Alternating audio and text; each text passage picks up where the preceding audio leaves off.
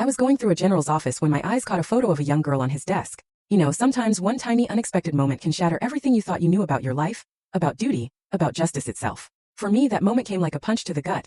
In the cold, sterile office of a decorated general, when I saw a single photograph and realized a truth so shocking, so deeply personal, it brought me to my knees. What would you do if you looked into the eyes of a ghost from your past, only to realize that ghost was someone else's missing daughter, stolen right out from under their noses?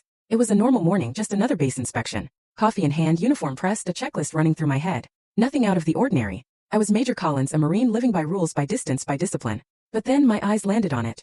A photograph on General Alden's mahogany desk. A little girl, maybe 6, with brown curls and blue eyes so bright, they felt hauntingly familiar. And in that instant the world went silent.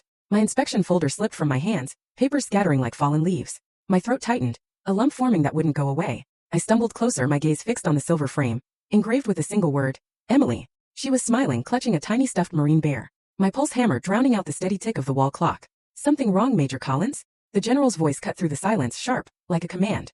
I swallowed hard, turning to face him, my hand trembling as I pointed to the desk. Sir, this girl, this child in the photo. He stepped forward, curious at first, then tense, sensing something was terribly off. What about her? He demanded. My voice was barely a whisper. She lived with me in the orphanage in Texas. His eyes widened, the color draining from his face. His lips parted, trembling, before he found his voice.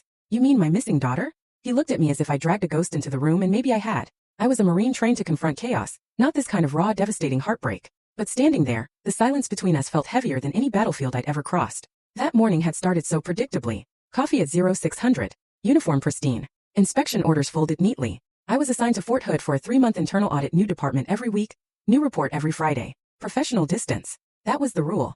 Keep emotion out of the job. But life, as I was about to learn, rarely respects rules for long. General Robert Alden. The man was a legend, known across the Corps. Perfect posture. Precise words. The kind of leader who could command silence just by walking into a room. I'd admired him from afar during my cadet years. Now I stood in his office, shaking like a fresh recruit. He motioned for me to sit. Tell me exactly what you mean, Major. I took a deep breath. Sir, that girl Emily you said? When I knew her, she was called Lily. We grew up together, at St. Mary's Orphanage in Waco. She was about my age, maybe a little younger. She came there when we were 6. The general's jaw clenched. How can that be possible? Emily was taken from a park in Dallas 20 years ago. She was 4. I met his gaze, my own certainty unwavering. Then she must have been found, sir. Found and renamed. For a long time, neither of us spoke. The office clock ticked, a relentless, unforgiving beat. Full story on the channel. Link below. Click now and watch what happened next.